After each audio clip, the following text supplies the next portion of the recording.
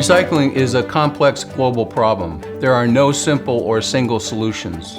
What recycling needs now is for everyone, every stakeholder, to be part of the solution. Regulators and policymakers can and should take a hard look at what material we should and shouldn't be recycling, and also have an approach to policy that is flexible to changes in the global markets.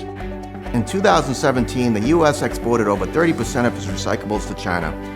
Then recently, everything changed. The Chinese government announced it would no longer accept 24 grades of material, including mixed paper, which by weight makes up 40% of the U.S. residential recycling stream.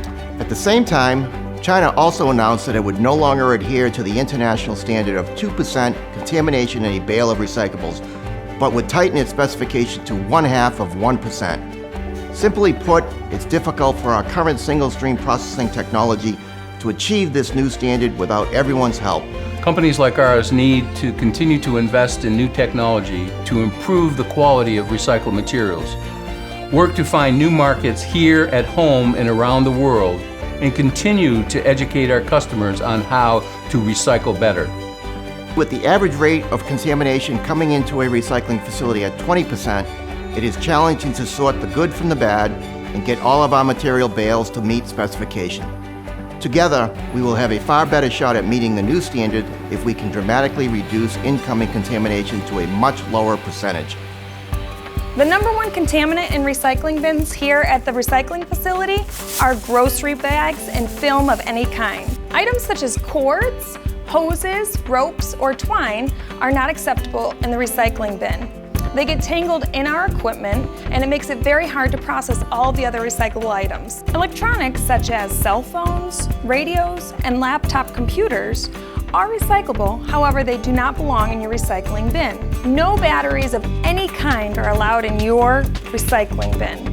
Batteries are in everything, such as old phones, cameras, GPS units, and computers. These items are extremely flammable. Food and liquid waste do not belong in your recycling bin. Single-use and small items do not belong in your recycling bin. They cannot be sorted out effectively. The only metal allowed in your recycling bin are empty food and drink cans. Propane tanks, pots and pans, and other scrap metal are not allowed. Clothing, shoes, and other textiles do not belong in your recycling bin. No wood waste of any kind is allowed in your recycling bin. Bagged recyclables. Putting all of your recyclables in the bag seems convenient. However, they do not belong in this recycling bag. Keep it loose. Remember, with zero-sort recycling, you still have to separate your recyclables from your trash. For a complete list of what can be recycled, visit Casella.com/recyclebetter.